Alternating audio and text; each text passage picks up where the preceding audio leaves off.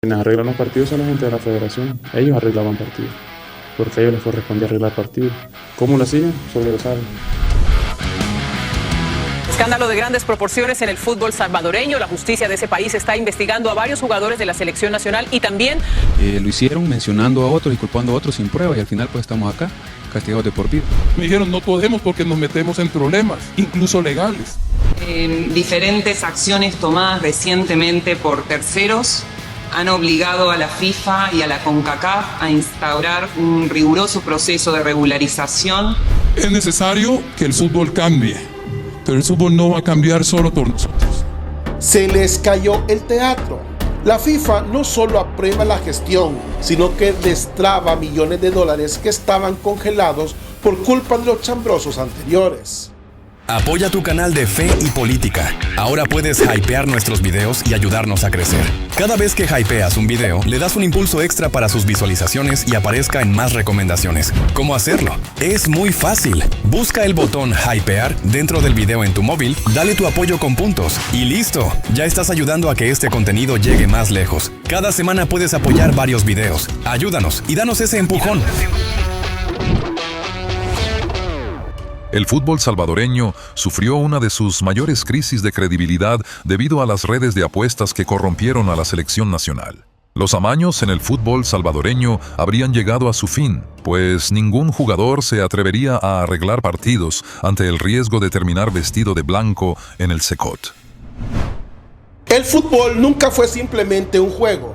Quien crea eso no entiende absolutamente nada de política de poder, ni de la vida. El fútbol es la identidad de un pueblo, es el espejo donde la gente se mira para medir su orgullo, su disciplina y su grandeza. Y precisamente por eso la vieja casta política y sus cómplices de siempre lo convirtieron en una cloaca de más de 40 años. Durante décadas nos vendieron el mito de que el fracaso de nuestra selección era una especie de maldición. Es que el jugador salvadoreño no tiene el biotipo, decían. Es que no hay recursos en el tercer mundo. Repetían los mismos conformistas de siempre. Mentiras, puras mentiras diseñadas para justificar el saqueo que han hecho. Lo que verdaderamente destruyó la selecta no fue la falta de talento, fue la corrupción metida hasta las venas de la sociedad. Querían un pueblo anestesiado, acostumbrado a perder, porque un pueblo sin autoestima es un pueblo sumiso. Destruyeron el deporte desde las bases para llenar los bolsillos a unos cuantos burócratas atrincherados en la fast food. Usaron la famosa autonomía de la FIFA como un escudo colonial, un territorio sin ley donde la soberanía nacional no podía entrar, pero de donde la corrupción salía a borbotones. Pero ojo con esto, ¿qué pasa cuando el Estado decide recuperar su soberanía? ¿Qué pasa cuando la lógica del orden, la ciencia y la planificación rompen con la mediocridad de siempre? Hoy vamos a desarmar el gran negocio del parasitismo deportivo. Vamos a demostrar cómo la reestructuración iniciada por Yamil Bukele no es un simple cambio de nombres, es una guerra abierta contra las mafias que pretendían condenar a El Salvador a la eterna insignificancia. La resistencia de los corruptos ha sido feroz, disfrazada de legalismo internacional, pero los datos no opinan. Los datos destruyen relatos. Damos inicio.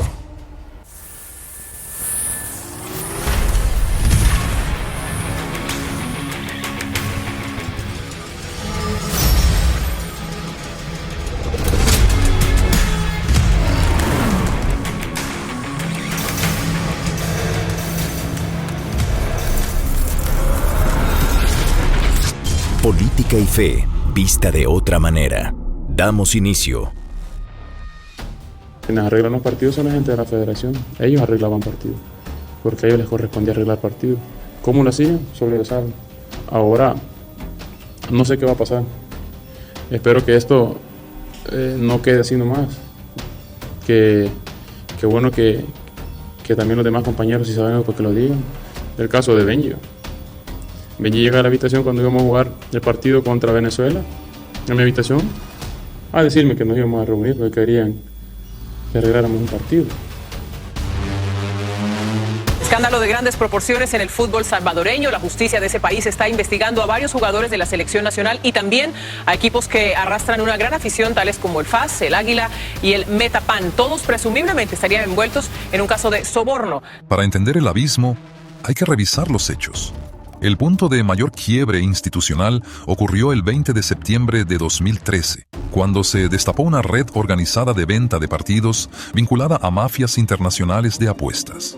La FESFUT se vio obligada a inhabilitar de por vida a 14 futbolistas internacionales por alterar resultados de la selección absoluta. Entonces no le puedo decir yo ahí que la persona que a mí me involucró, porque no tengo pruebas, como muchos antes, lo hicieron mencionando a otros y culpando a otros sin pruebas, y al final pues estamos acá, castigados de por vida. Yo creo que lo más justo hubiera sido presentar pruebas. Entre los sancionados definitivos figuran nombres clave de esa era. El guardameta Miguel Ángel Montes Moreno, suspendido de por vida por compromisos bajo investigación como el México 5, El Salvador 0 en la Copa Oro y el amistoso contra el DC United en 2010. El defensor José Mardoqueo Enrique Dubón, suspendido de por vida por el amistoso contra Estados Unidos en 2010. El centrocampista Dennis Jonathan Alas Morales, implicado frente al DC United. El guardameta Dagoberto Portillo, investigado por la derrota 4-1 ante Paraguay en 2012. Los defensores Luis Alonso Anaya, Alfredo Alberto Pacheco y Marvin René González Leiva también fueron suspendidos de por vida. La misma sanción perpetua recibieron el centrocampista Darwin Dolores Bonilla, el defensor Reinaldo Antonio Hernández, junto a Cristian Castillo Martínez, William Osael Romero Castillo, Ramón Alfredo Sánchez Paredes, José Miguel Granadino León y Ramón Ulises Flores Aguirre. Otros, como Rodrigo Martínez, recibieron 5 años de suspensión. Rodolfo Zelaya fue suspendido por 1 año y Benji Villalobos por 6 meses. Este esquema provocó el retiro masivo de patrocinadores y la quiebra total de la confianza pública. Escuchen bien esos nombres, porque esto no fue un error individual. Esto fue una descomposición planificada cuando permites que el núcleo deportivo de un país sea colonizado por el dinero sucio de las apuestas. Destruyes el valor del esfuerzo. Los defensores del desorden nos dicen que las instituciones deben ser flojas, tolerantes y tibias. Ahí tienes el resultado. Futbolistas vistiendo la camiseta nacional, vendiendo los goles de la patria por un fajo de billetes. Convirtieron el sudor del jugador en una mercancía de casino. Y lo peor es que la estructura que cobijaba esto permaneció intacta, viviendo del presupuesto público. Si no castigas el fraude con la máxima severidad, pavimentas el camino para el siguiente saqueador. Y el siguiente no tardó en llegar, amparado en la burocracia global. Ok, y si ustedes son autónomos independientes, ¿por qué no cambian sus estatutos rápidamente, los homologan y listo? Me dijeron, no podemos porque nos metemos en problemas, incluso legales. Entonces yo les expliqué, bueno, imagínense ustedes que son una empresa privada, se van a meter en problemas. ¿Qué podrá hacer de mí, que soy un funcionario público que no cumpla la ley? El expediente avanza hacia el año 2022 con la crisis bajo la administración de Hugo Carrillo. El conflicto estalló cuando el Comité Ejecutivo de la FESFUT se negó a homologar sus estatutos con la Ley General de los Deportes impulsada por el INDES. Carrillo usó los estatutos de la FIFA sobre la autonomía de las federaciones para evadir la fiscalización del Estado. El 14 de julio de 2022, la Fiscalía General de la República allanó la FESFUT y la residencia de Carrillo por administración fraudulenta y lavado de dinero entre 2018 y 2022. Los hallazgos reportan que Carrillo poseía 1,6 millones de dólares en cuentas personales de Banco Hipotecario, Banco Agrícola y BAC. De ese patrimonio, únicamente 95.666 dólares provenían de préstamos legítimos. En tarjetas de crédito registró consumos por 181.565 dólares, desproporcionados respecto a sus ingresos. Su empresa de seguridad y rotulación, Cevisal, declaró utilidades superiores a los 200.000 dólares bajo sospecha de sobrefacturación. Además, se detectó la compra de un Cadillac en 2019 y un Mercedes-Benz de 2011 tasado contractualmente en $1, cuando su valor real era de entre $12.500 y $19.000. Ante la suspensión de la junta directiva por el INDES, la FIFA intervino imponiendo una comisión normalizadora dirigida inicialmente por Lucas Labat. Miren la viveza del parásito institucional, un Mercedes-Benz tasado en $1. Eso no es un vacío legal, es una burla descarada en la cara del pueblo salvadoreño y de la noble aflicción. Así operan estos. Usan el discurso de que hay que respetar la autonomía o la FIFA nos va a sancionar. Es el mismo truco de siempre, usar un paraguas internacional para blindar corruptos y saquear recursos sin rendirle cuentas a nadie. Para estos señores, el fútbol era un feudo privado. Mientras la selección se desangraba en la cancha y perdía contra cualquiera, ellos acumulaban millones, viajaban en primera clase y compraban lujos por $1. Se creían intocables, porque asumían que el Estado se arrodillaría ante las amenazas de la FIFA, pero se toparon con una pared de soberanía real. Es necesario que el fútbol cambie, pero el fútbol no va a cambiar solo por nosotros. Este proceso derivó en una reconfiguración legal. El 22 de noviembre de 2025, el Comité Electoral de la FESFUT avaló por unanimidad la planilla liderada por Yamil Bukele para el periodo 2025 a 2029. Para asumir el cargo y evitar conflictos internacionales, Bukele ejecutó una desvinculación absoluta de sus roles previos, según el artículo 38 de los nuevos estatutos.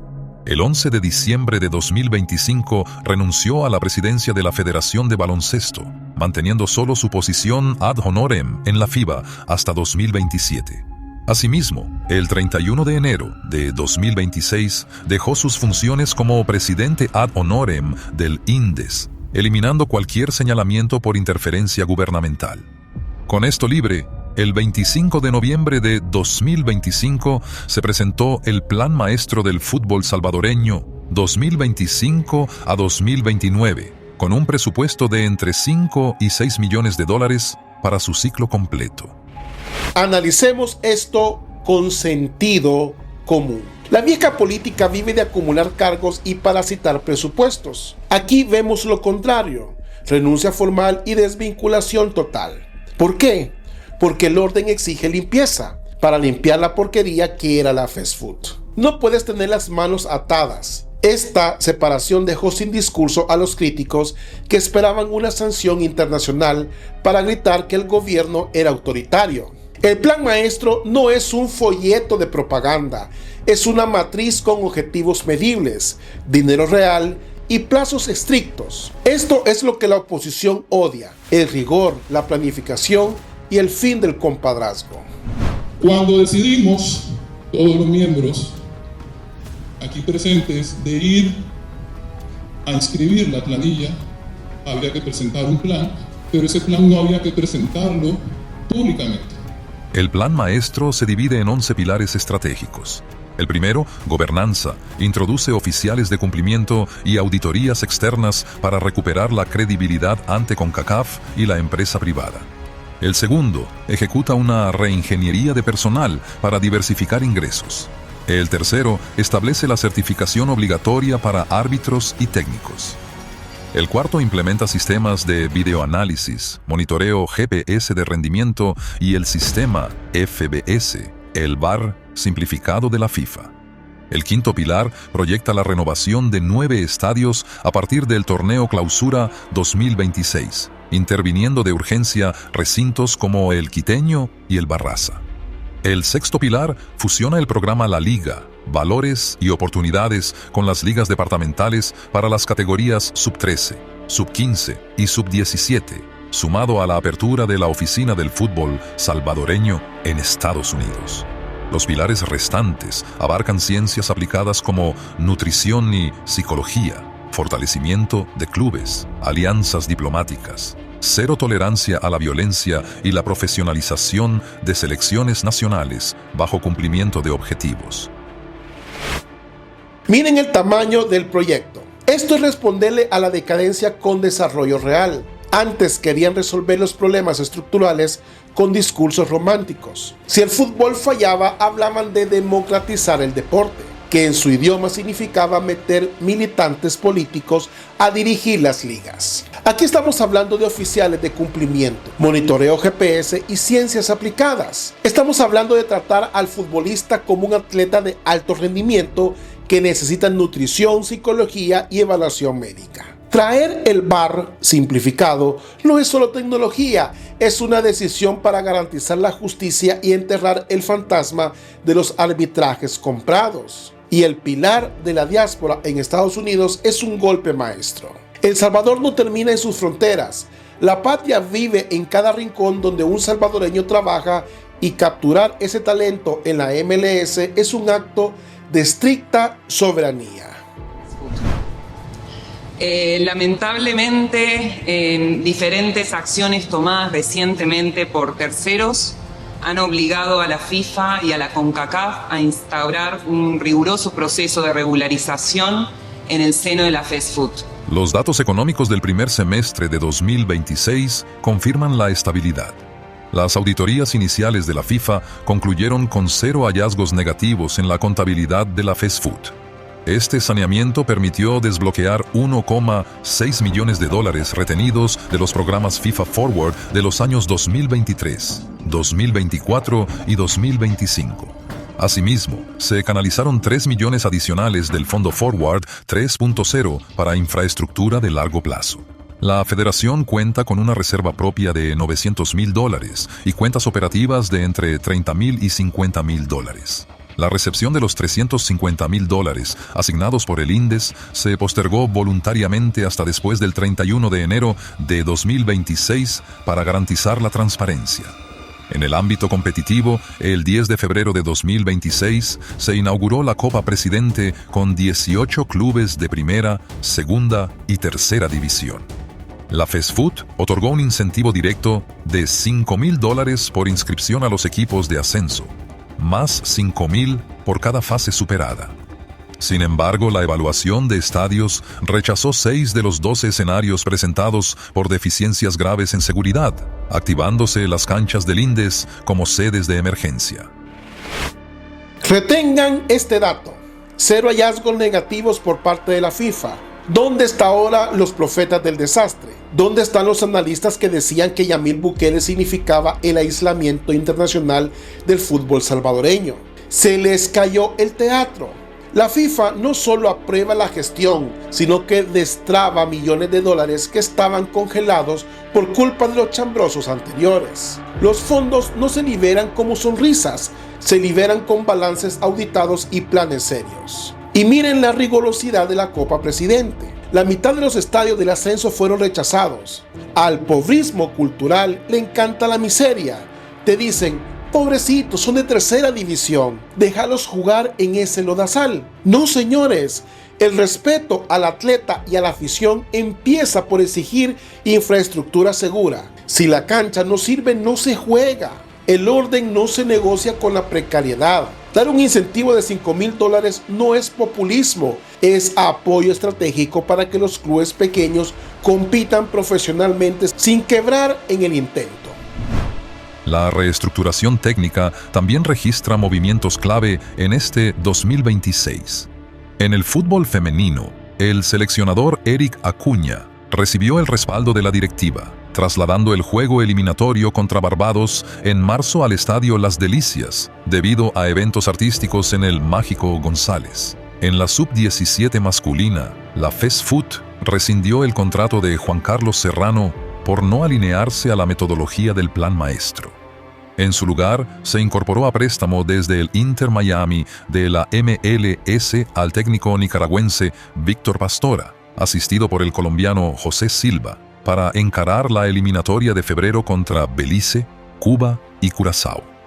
En cuanto a la selección mayor, a pesar de terminar las eliminatorias previas en el último lugar del Grupo A con 3 puntos de 18 posibles y acumular 5 derrotas consecutivas, la dirigencia ratificó al director técnico Hernán Darío Bolillo Gómez. Aquí es donde la prensa y la masa histérica piden sangre. Exigen la cabeza del técnico porque el resultado inmediato no calma su ansiedad. pero la gestión seria no se maneja con los berrinches de las redes sociales. Aquí se aplicó un principio de estricta racionalidad. Se rompió con la cultura de la inmediatez, que es la marca registrada del fracaso en Latinoamérica. Miren el dato demoledor: 47 directores técnicos en 44 años. Eso es una locura matemática. Un técnico cada 11 meses. ¿Qué proyecto serio en la historia se construye cambiando de líder cada 11 meses? Ninguno. Esa inestabilidad es el reflejo de una cultura que prefiere el show del despido antes que el sacrificio del proceso. Ratificar al Bolillo Gómez es un acto de madurez. Es aceptar con crudo realismo que el nivel actual de nuestros futbolistas locales está desfasado y que la táctica debe enseñarse con paciencia, constancia y microciclos de trabajo continuo. Los indicadores de rendimiento bajo la ratificación de Gómez mostraron evolución en junio de 2026. En un amistoso en territorio estadounidense, El Salvador logró un empate 0-0 contra la selección de Qatar, un rival consolidado.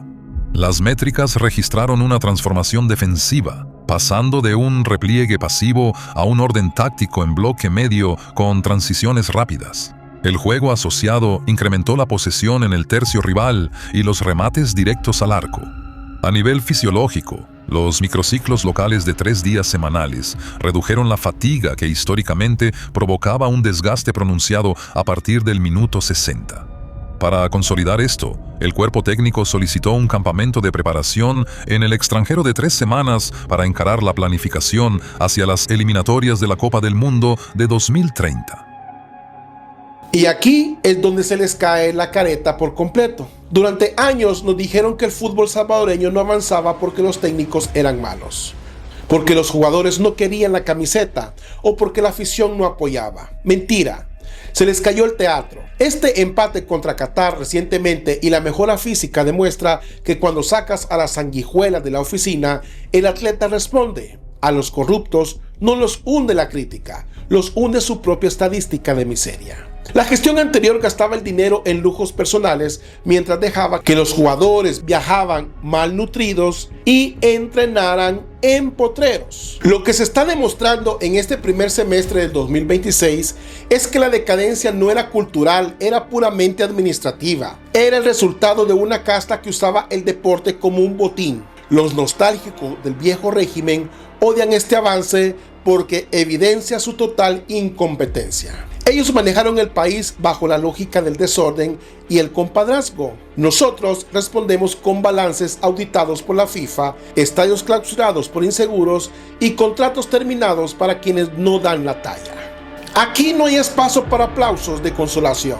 La transformación de la primera división, aboliendo los torneos cortos para pasar a una liga anual de largo aliento, es el tiro de gracia al negocio de la mediocridad. Se acabó el torneo express donde cualquiera salía campeón por un golpe de suerte y luego iba a dar vergüenza a los torneos internacionales de CONCACAF. Ahora el mérito se mide en la constancia. El premio será para el que trabaje las 12 meses al año, no para el que mejor negocie en las sombras. Esto es restaurar el valor del esfuerzo que el pasado intentó destruir. La mafia de la corrupción deportiva ha sido herida de muerte en El Salvador, pero no se confíen porque los parásitos que perdieron sus Mercedes-Benz de $1 están al acecho esperando el menor tropiezo de la selección para exigir el regreso al pasado de los amaños y la impunidad. Esta no es una simple reforma de canchas y balones, es una batalla por la dignidad de nuestra patria. La reconstrucción del fútbol a 20 años plazo no se discute, se impone con la fuerza de la verdad y el diseño científico. Se vendieron durante décadas como los defensores de la identidad nacional, pero terminaron siendo los carceleros del talento de nuestra juventud. No tengamos miedo a los gritos desesperados de una prensa deportiva que vivía de las migajas de la vieja fast food. El futuro de la selecta ya no le pertenece a las mafias de las apuestas ni a los burócratas millonarios. Les pertenecen a un pueblo soberano que ha decidido de una vez por todas dejar de ser el hazmerreír del continente para empezar a construir su propio camino hacia la gloria del año 2030. La batalla en el deporte se gana con orden, conciencia y con un coraje inquebrantable. A la cancha se sale a ganar, o mejor, no se sale. ¿Y tú qué piensas de todo esto? Te leo en los comentarios. Bendiciones, paz y bien. Dios con ustedes. Bienvenido a tu canal Política y Fe, vista de otra manera, con Mau Caballero. Suscríbete, comparte y da clic a la campanita para notificaciones de nuevo contenido.